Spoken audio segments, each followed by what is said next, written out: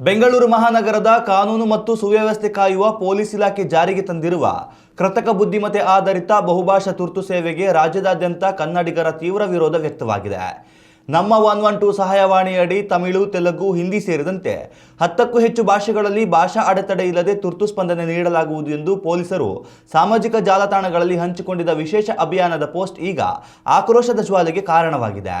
ಸ್ಥಳೀಯ ನೆಲದ ನುಡಿಗೆ ಮೊದಲು ಆದ್ಯತೆ ನೀಡಬೇಕಾದ ಇಲಾಖೆಯು ವಲಸಿಗರನ್ನ ಓಲೈಸುವ ಇಂತಹ ಕ್ರಮಕ್ಕೆ ಕೈ ಹಾಕಿದೆ ಎಂದು ಕನ್ನಡ ಪರ ಹೋರಾಟಗಾರರು ಮತ್ತು ನಾಗರಿಕರು ಆಕ್ಷೇಪಿಸಿದ್ದಾರೆ.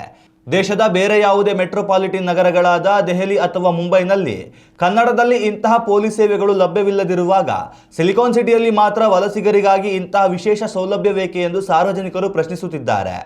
ತಂತ್ರಜ್ಞಾನ ಇರಬೇಕಾದದ್ದು ಪರಭಾಷಿಕರು ಸ್ಥಳೀಯ ಭಾಷೆಯನ್ನು ಕಲಿಯುವುದಕ್ಕಾಗಿಯೇ ಹೊರತು ನಮ್ಮದೇ ನೆಲದಲ್ಲಿ ಕನ್ನಡವನ್ನು ಕಡೆಗಣಿಸುವುದಕ್ಕಲ್ಲ ಎಂಬುದು ಸಾರ್ವಜನಿಕ ವಲಯದಲ್ಲಿ ಬಲವಾದ ವಾದವಾಗಿದೆ. ಈ ವಿವಾದದ ನಡುವೆ ಪೊಲೀಸರು ಹೊರಡಿಸಿದ ಅಧಿಕೃತ ಪ್ರಚಾರ ಪೋಸ್ಟರ್ನಲ್ಲೇ ಕನ್ನಡ ಭಾಷೆಯನ್ನ ಅತ್ಯಂತ ದೋಷಪೂರಿತವಾಗಿ ಬಳಸಿರುವುದು ಕನ್ನಡಿಗರ ಕೋಪವನ್ನು ಮತ್ತಷ್ಟು ಹೆಚ್ಚಿಸಿದೆ. ಪೋಸ್ಟರ್ನಲ್ಲಿ ನಮಸ್ಕಾರ ಎಂಬ ಅತ್ಯಂತ ಸರಳ ಪದವನ್ನು ನಮಸ್ಪಾರ ಎಂದು ತಪ್ಪಾಗಿ ಮುದ್ರಿಸಲಾಗಿದೆ. ಸ್ವಂತ ನಾಡಿನ ಭಾಷೆಯನ್ನ ಸರಿಯಾಗಿ ಬರೆಯಲು ಬಾರದ ಇಲಾಖೆಯು ಇತರ 10 ಭಾಷೆಗಳಲ್ಲಿ ದಕ್ಷ ಸೇವೆ ನೀಡಲು ಹೊರಟಿರುವುದು ವಿಪರ್ಯಾಸ ಎಂದು ಸಾಹಿತಿಗಳು ಮತ್ತು ಭಾಷಾ ಪ್ರೇಮಿಗಳು ಕಿಡಿಕಾರಿದ್ದಾರೆ.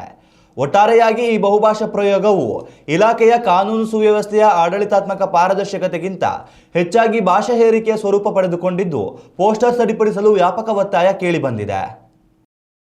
ಉತ್ತಮ ಸಂಸ್ಕಾರಯುತ ಶಿಕ್ಷಣದೊಂದಿಗೆ VSS English medium CBSE school Udupi Muddur. ನರ್ಸರಿಯಿಂದ 10ನೇ ತರಗತಿವರೆಗೆ ಶಿಕ್ಷಣದ ಜೊತೆಗೆ 5ರಿಂದ 10ನೇ ತರಗತಿವರೆಗಿನ ವಿದ್ಯಾರ್ಥಿನಿಯರಿಗೆ ಉತ್ತಮ ಹಾಸ್ಟೆಲ್ ಸೌಲಭ್ಯವೂ ಇದೆ. ನಿಮ್ಮ ಮಕ್ಕಳ ಪ್ರವೇಶಾತಿಗಾಗಿ ಈ ಸಂಖ್ಯೆಗೆ ಕರೆ ಮಾಡಿ.